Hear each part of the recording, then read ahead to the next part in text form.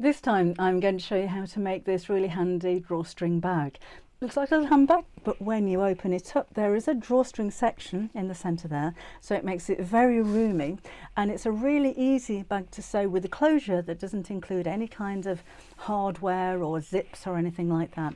And I'm thinking this would be a perfect bag to store your crafty bits and bobs, but it also makes a really nice gift bag as well, in one of those gifts where the bag is part of the gift. So the ones I've made behind me here in the butterfly fabric and in Christmas fabric, as you can see, have very different looks, and it's a very easy bag, not just to make, I think you'd be surprised how quick this actually is, but to adapt in size as well. So all I'm using here is 1, 2, 3, 4, 5, 6 12-inch squares of fabric. If you want to make it bigger, use bigger squares. If you want to make it smaller, then use smaller squares. And if you wanted to extend the handle, so maybe you've got a shoulder strap instead, then that's just very easy to do as well. So the fabric that I've used here, the main fabric is Kimberley Strawberry Picking Strawberry Fields Blue, and just got some loose threads there. Look, we need to chop those away. And then the part from the drawstring section is her Strawberry Picking Strawberries and Polka Dots. And for the lining on the inside, I've used Paprika Red. And the thread that I've used to make this is Kim's Aurifil thread, which, as you can tell from the packaging, has been designed to go with this fabric range. So if I just open these up and show you, all of the colours are perfectly matching for the fabric in the whole range. And of course it's really important to use a quality thread, and you don't get much better quality than Aurifil. So I have left all of the cutting instructions, which are very simple, in the description box below. Oh, the wadding that I've used, by the way, you will need something just to make it a sturdy bag so that it stands up on its own. The one that I've used is a sew-in Vlieseline wadding. If you wanted to use something like an H640, that would work well as well, or even a Bosal foam if you wanted a really firm bag, that would also work really well. But you will need something to give the bag a little bit of structure. But again, all of the details and the links are in the description box below. So go choose your fabric, cut out your squares, and let's get sewing. So the first thing I'm going to do is to put some fleece onto the wrong side of my outer fabric. And the fleece I'm using isn't fusible, so I'm going to use a 505 spray just to hold that in place. So let's pop that over and then cut out the shape. And you'll need to do this on the wrong sides of both of the outer pieces. Just cut that around there. And then I'm going to quilt this.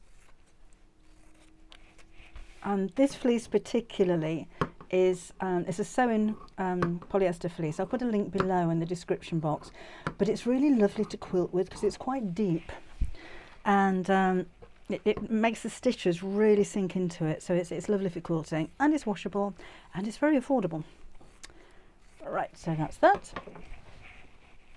So to quilt it, I'm going to draw diagonal lines at 45 degrees 2 inches apart. So take your ruler, find the 45-degree line, and I'm going to match that up to around about the centre of the bottom and make a mark, and then draw my first diagonal line, and then 2 inches apart all the way across in 2 directions. And I'm using a heat erasable pen, not really designed for fabrics, so I would suggest that you do a little test first on the fabric that you're using, just to make sure that it's not going to mark the fabric. My ruler's not quite long enough to go all the way across here, so let's just move that down.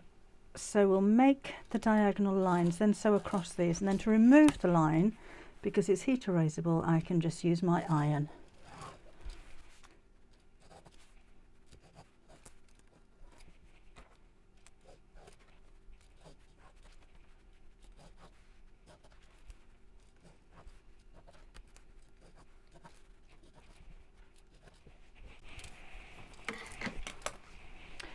And then we'll sew across all of these lines. I can increase the stitch length on my machine. Let's go up to a 2.8 for this one.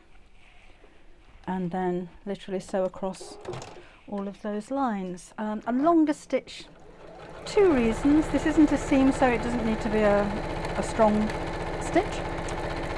With a longer stitch you can see them a little bit more clearly, and I'm using a contrast thread in the red, so I really do want those stitches to stand out. But also sometimes when you are sewing over layers of fabric like this, it seems to slow your sewing machine down a little bit. I think it's the friction, and the stitches appear to become shorter, so that makes it a little bit easier to quilt and quicker as well. But that's also a tip if you're sewing through lots of layers of fabric. Maybe you're bag making and you're using something like a Bosal foam, which can be quite thick.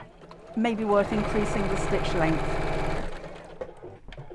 So again, we'll just continue sewing over all of those lines to quilt this. You don't need to quilt, I just think it gives a really nice finishing touch, and I think a bit of quilting makes a project look more expensive, particularly if this is something that you're going to sell. Let's turn that around. And the contrast thread really stands out on this. Of course, you could do narrower lines, you could do a little bit of free motion quilting, or again, don't have to quilt it at all.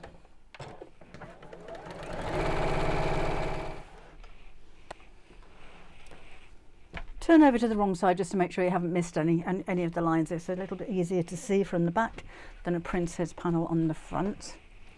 And then because I've used a heat erasable pen,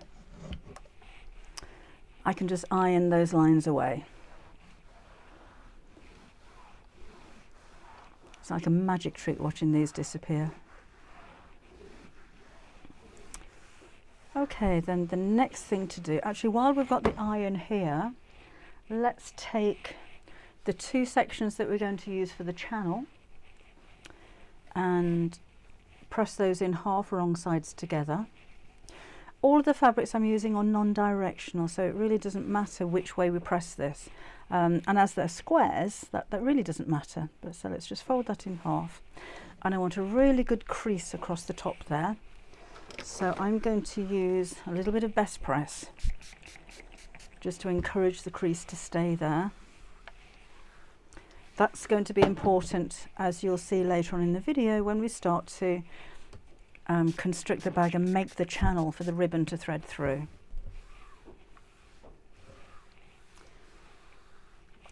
And still while I'm here with the iron, let's take the handle sections and iron those. So fold in half to mark the center, and then the long sides to the center again.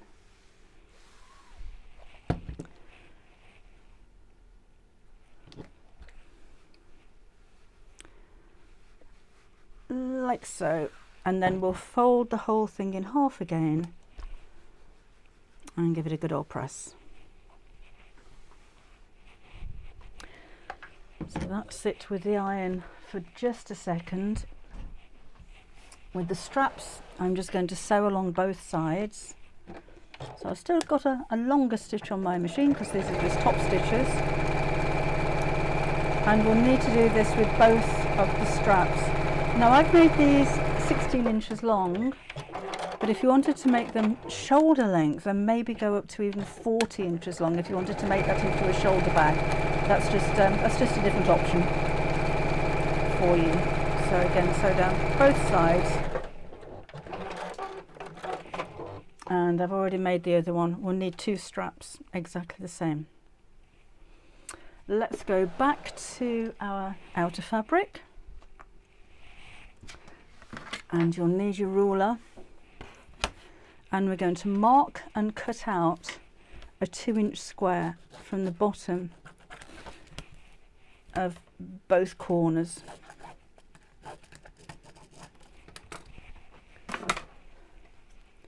And this is what's going to make the bag base square. So it'll be a nice, deep, useful bag.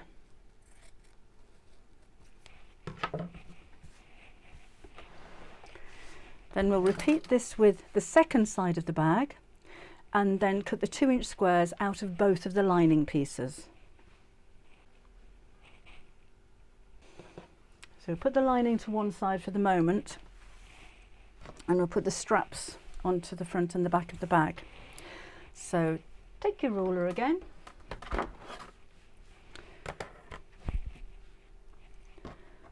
and I'm going to pop these 4 inches from each side, so just before the 4-inch mark.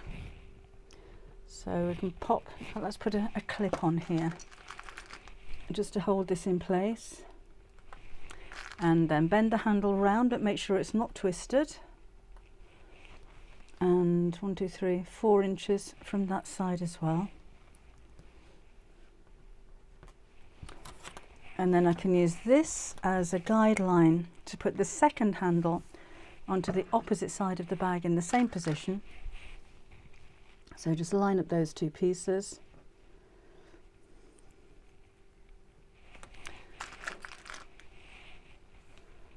And again, just making sure that's not twisted. And we'll sew across the ends of here close to the edge, so that's within the seam allowance. Then take the channels, the sections that are going to make the drawstring section, open that out, and we'll sew these right sides together across the top. And we'll need to do that on both sides. So I'm actually using the edge of my presser foot as a seam allowance, which is a little bit over 1/4 inch.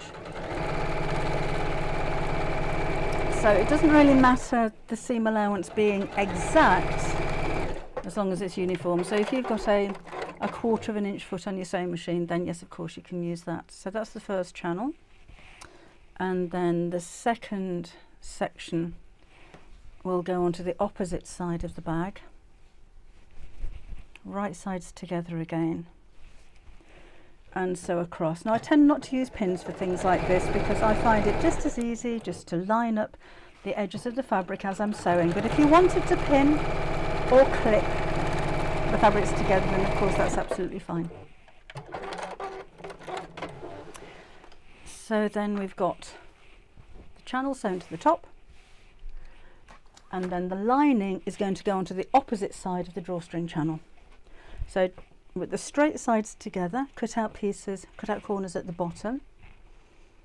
We'll sew these 2 pieces together, and then do the same with the opposite side.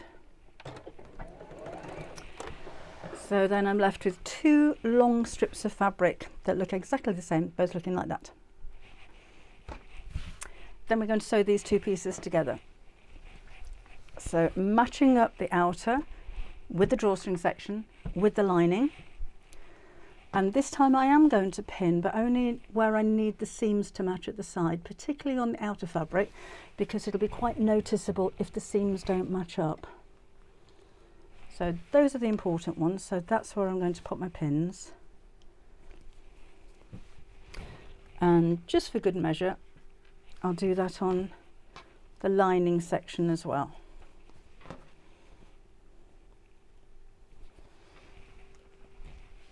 Remember, take your pins out as you sew. So there's another one. I don't really mind whether the seams go up, down, open, one direction or another. I don't think it makes much difference when you put the whole bag together. All right, and then we're going to sew all the way around the edge, leaving out the cut out corners, so don't sew those, and leaving a turning gap in the side. But we're also going to leave a little gap which is going to make the channel for the ribbon to go through. So I'm going to pop another couple of pins in that crease line. This is why it was so important to get a good crease across the centre of your fabric so you can see it. So those 2 are matched up. Now on the outer side, so there's my outer fabric, this is the outer side. I'm going to make a mark, and let me just mark the crease so you can see it clearly. I'm going to make a mark 5/8 of an inch away from the crease line, and the same on this side. So there's my crease line, and that is 5/8 of an inch.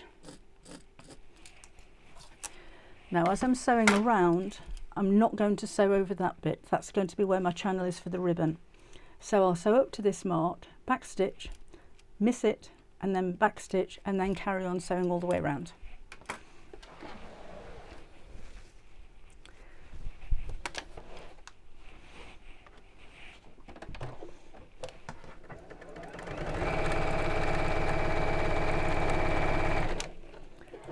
So just coming up to that seam, so make sure you don't sew over pins, please. And then down to the line that I drew, I'm going to stop there and just reverse back and snip, then carry on from the other side. So reverse up to the line this time, pin out of the way, and carry on sewing.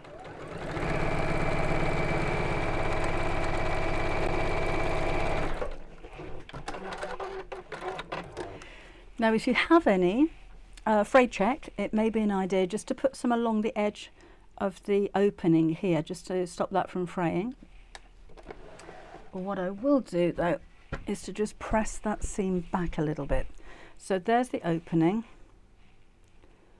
So I'm going to just open out the seam and press it, just to keep the edge of the fabric away from the opening.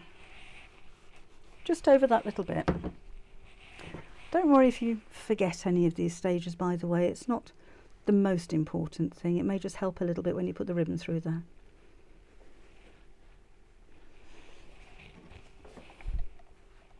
So again, just pressed away from the edge. And again, this is up to you, but if you've got a little bit of wet glue, may just be worth putting a little bit just on the edge of the fabric, and that's purely so that when your ribbon goes through the gap, it's not going to pull open the raw edge and pull it through the channel. But again, I may be a little bit fussy there, but maybe something that can help a little bit, make it a tidier opening. And that's a Gutterman HT2 glue, which is a glue that I use all the time with fabric. It's really strong and it dries really quickly as well. Right, then let's take these corners and we're going to pull them open after I've taken the glue off my fingers, so that the side seams sit over the base, and we'll sew straight across. I'm going to squish the seams in opposite directions, and this is what makes the bag base square. So if you've seen any of my bag videos before, this is a technique that I use an awful lot. It's so easy. So just sew straight across and then back. And we'll need to do this on all four sides. Now when I come to the opposite side here, I squish the seam in that direction, so I'm going to keep it the same. And again, don't worry too much about little things like this. It doesn't really make too much of a difference. It just helps a little bit to keep the seam flat in the base of the bag. And just back stitch at the end to secure the seam. Then we'll do the same with the lining pieces, so open that up, match up the seams and sew straight across.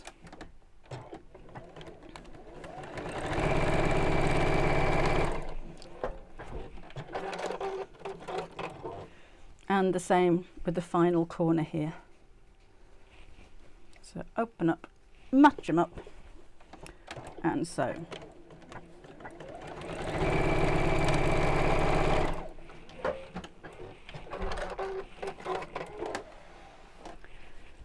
And then we'll turn the whole thing the right side out through the turning gap that you left in the lining.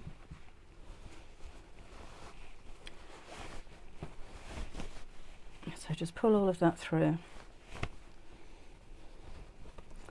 So I'm just going to put my hand inside and push out those corners. Sometimes you can miss a little bit, so it's a good idea to just check these, that you've got all of the fabric. If your seam allowance is a little bit too narrow, you may find you've got a gap in there, so just make sure that you've got a nice seam for the base. And then we'll come back up to the lining and sew the opening closed. So if you pull each side of the gap away from each other, the seam allowance tends to turn inwards, and I'm just going to machine sew that section closed. If you wanted that to be completely invisible, maybe you're making to sell and you want it to be perfect on the inside, then you could hand stitch that closed with a ladder stitch or a small over edge stitch. But to be honest, I just think a machine stitch to sew the gap closed is perfectly adequate.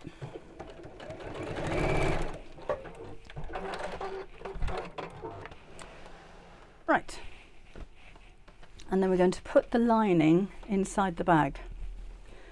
So if I push the lining right down to the bottom of the outer bag, it should finish with the drawstring section with that creased part right on the top.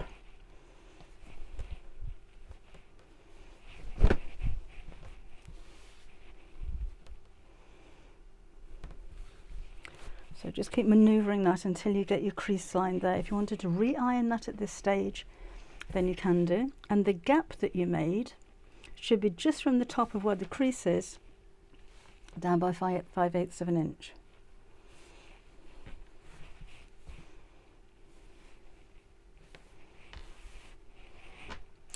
Then take your ruler again, and you're going to draw a line on each side 5/8 of an inch from the top. So that line should sit just underneath, or sorry, just at the same level actually as the, just make sure that's straight on the top, as the gap that you've made in the side.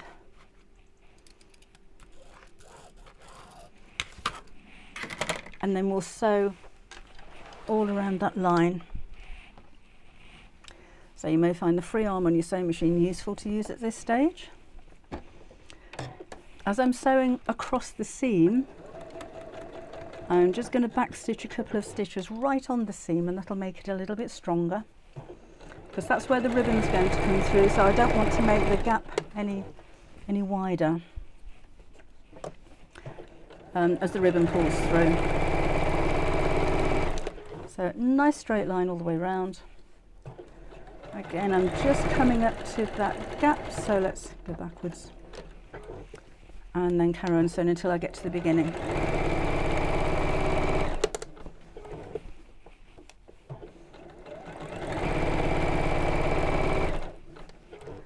Almost there. There we go.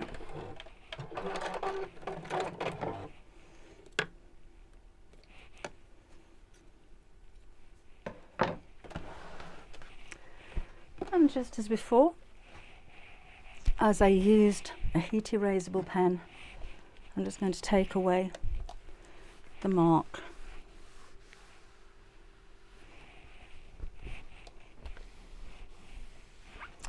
And now's a good time as well, seeing as I've got the iron here, to just give the rest of this a bit of a press if necessary.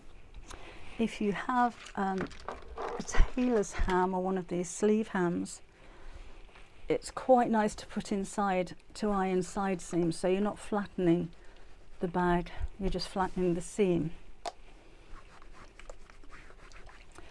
And use the end of the ham just in the base to flatten that seam as well.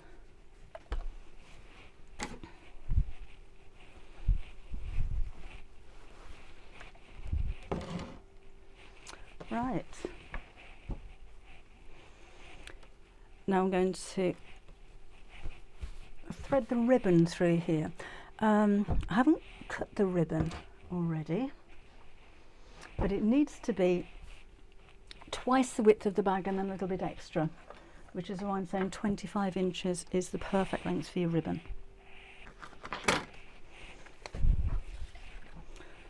So let's double that over and leave a little bit extra so you've got room to knot it and to pull it.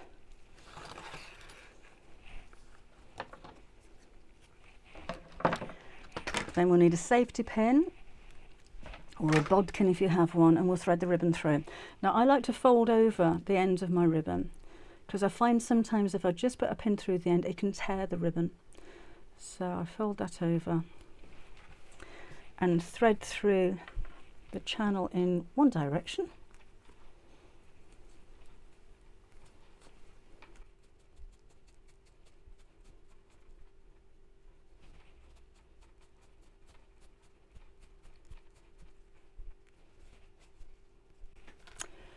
And then pull the ends together and put a little knot in the end. If you have, oh, what do they call them? A toggle. That would look quite nice on the end of there as well. So I just snip the end of the ribbon off diagonally to stop it from fraying. And then do the same with the second ribbon. And we're going to go in from the opposite gap and take this all the way around in the opposite direction. And again, just tie a knot right at the end.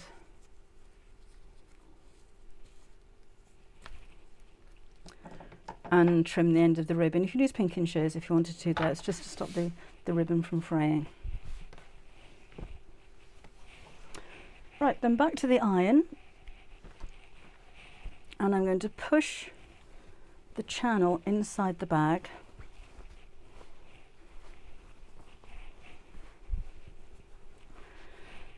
And just press along the seam.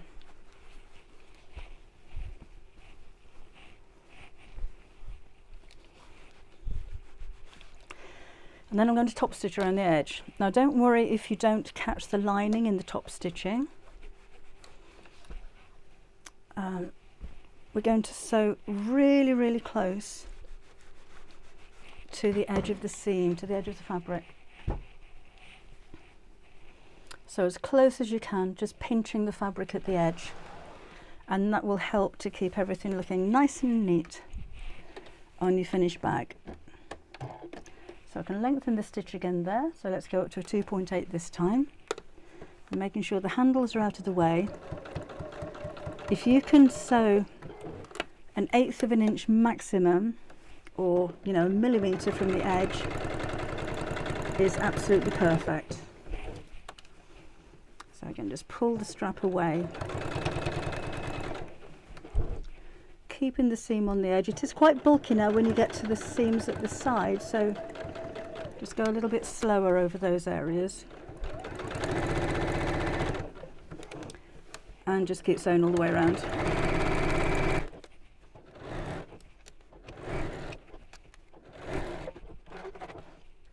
Then let's just trim away those extra long threads. Don't know where they come from. There's another one. And that is my little bag finished. So pull open the top. The drawstring, if you pull that from either side, will draw at the middle. So you can either leave the bag like that, or push the centre bit inside the bag, like so.